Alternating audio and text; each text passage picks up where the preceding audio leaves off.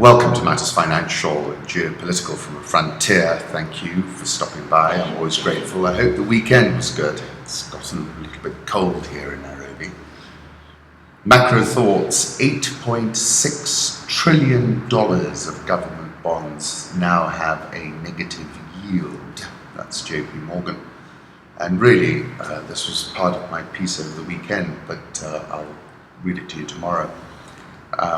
And it's just an extreme situation that we are now in, and one can't help feeling that it's going to end in tears.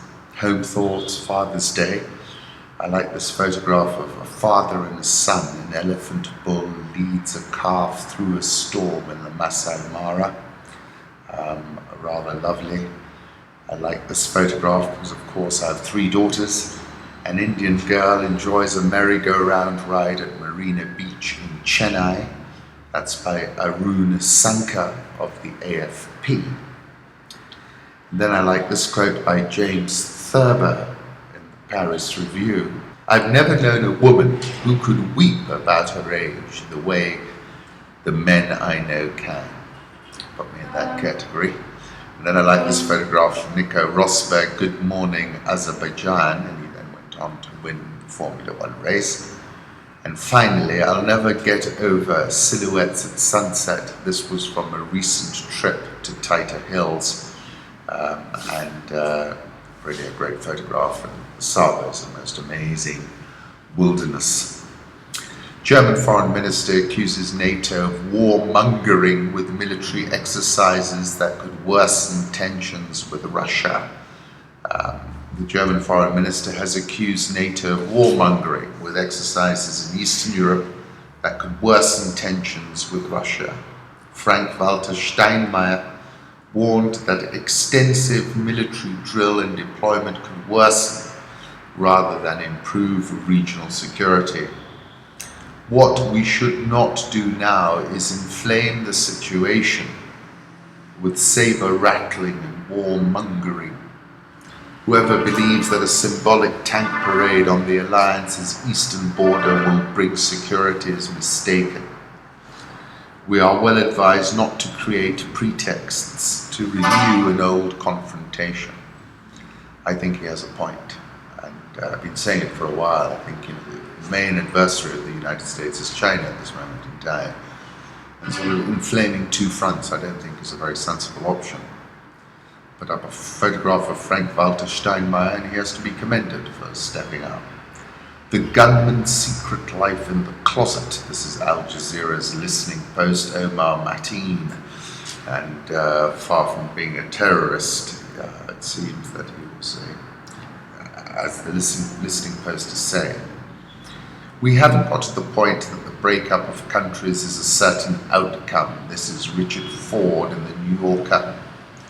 Will this conflict change the face of the Middle East, he was asked. We haven't got to the point that the breakup of countries is a certain outcome, but it's gotten to the point that it's becoming increasingly difficult to see how countries like Syria and Iraq will be able to maintain their unity. And the starting point for that will be an independent Kurdish state. It's an interesting point, but I'm sure some of the allies, US's allies, are not too pleased with it. Smart policy should be thinking about how to make that a positive process through negotiations rather than through ethnic fighting. Al-Jubair, who's the foreign minister of Saudi Arabia, said we've been arguing for that since the beginning of the crisis, saying that, a more hardline approach.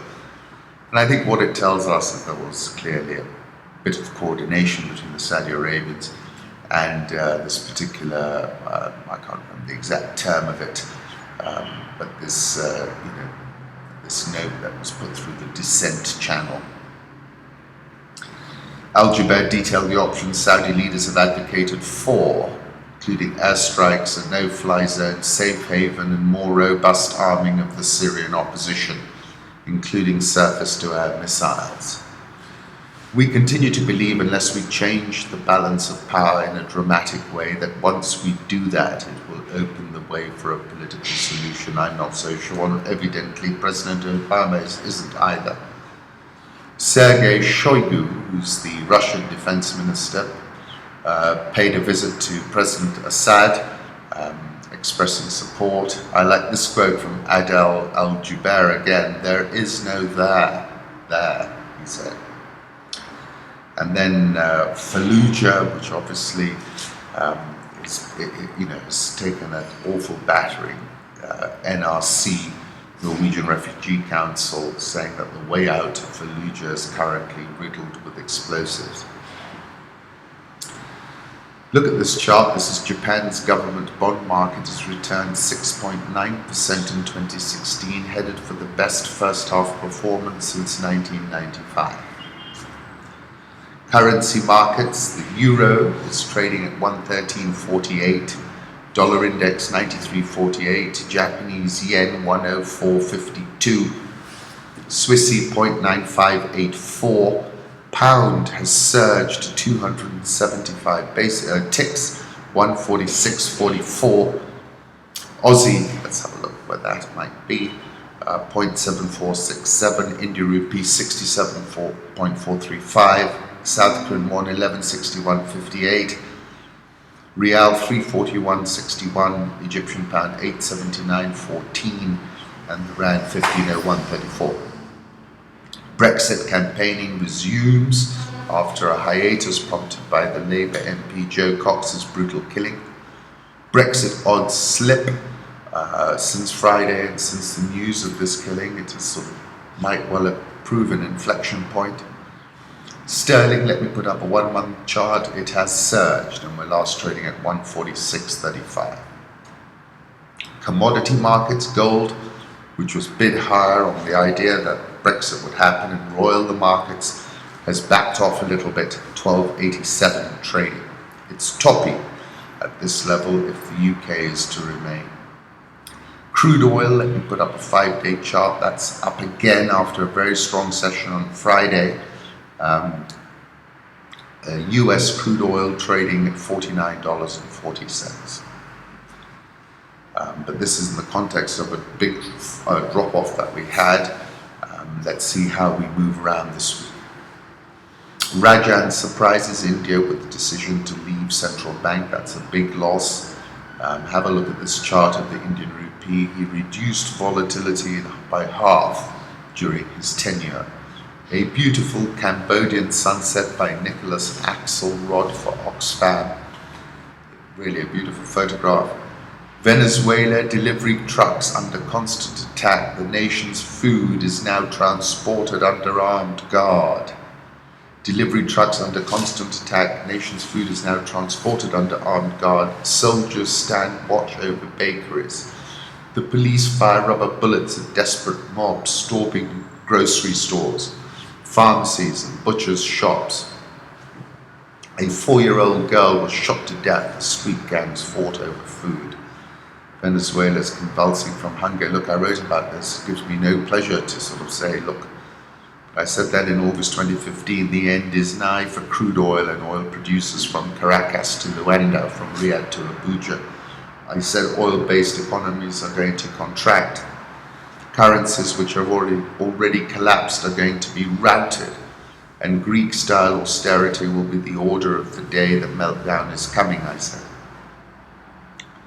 Brazil in its longest recession since the 1930s and worst political crisis in decades, and the Olympics is in 46 days. Sub-Saharan Africa, Pierre Nkurunziza is quoted as saying, "This is a plan of God." He asked a minute of silence for the loss of last year. These protests brought the end of the master plan, and we stopped them from cutting down trees in our forests. This is a very hard-hitting human rights report about Ethiopia. No one is going to school anymore out of fear. In a town crawling with federal and local police officers, even talking in a large group can be dangerous, the young men say. 7 months ago, protests erupted here in Oromia, a vast region in central Ethiopia that surrounds the capital Addis Ababa on all sides. Since then, more than 400 people have died, with thousands wounded and tens of thousands arrested. in a campaign marked by the lethal force of the Ethiopian security services. They are eager to traumatize us and kill us, and we don't know how to overcome that, he said. These protests brought the end of the master plan, and we stopped them from cutting down trees in our forest. But that doesn't change the fact that people are still getting arrested all the time.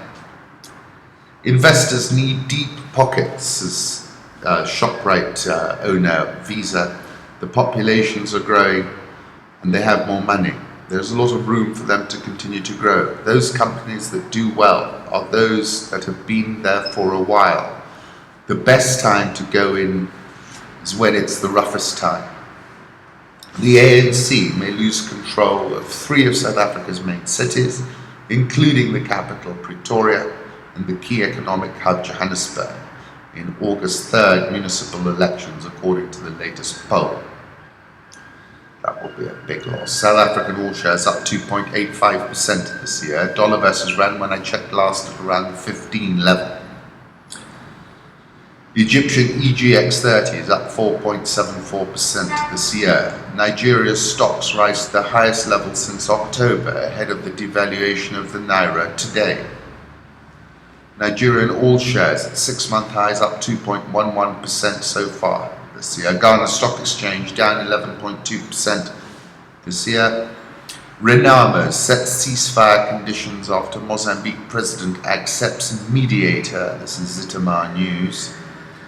Zimbabwe, and this is not good news, has postponed paying June salaries for its army and security services by 2 weeks. Government struggles to raise money for wages.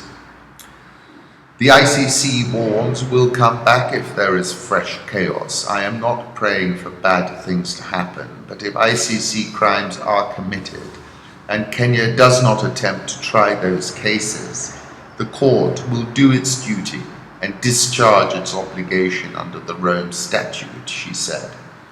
Have a look at a video I found from AF Uncensored, taking a closer look at the June 6th fatal clashes between police and protesters in Kisumu.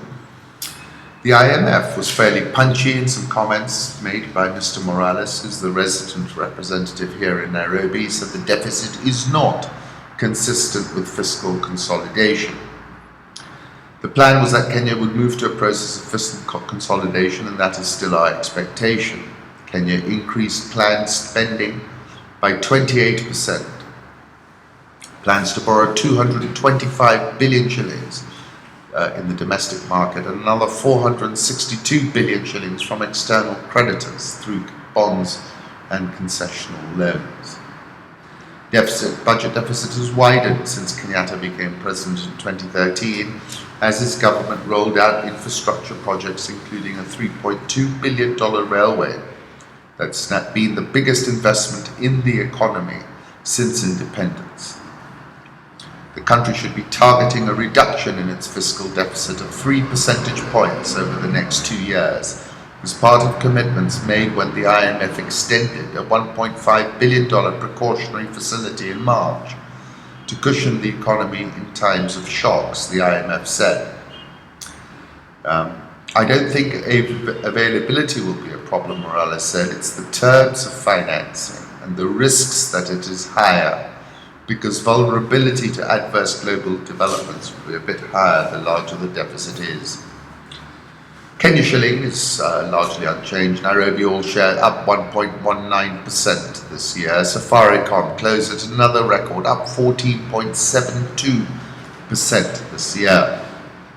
NSE 20 down 6.35% this year, and that sort of explains to us the bifurcation.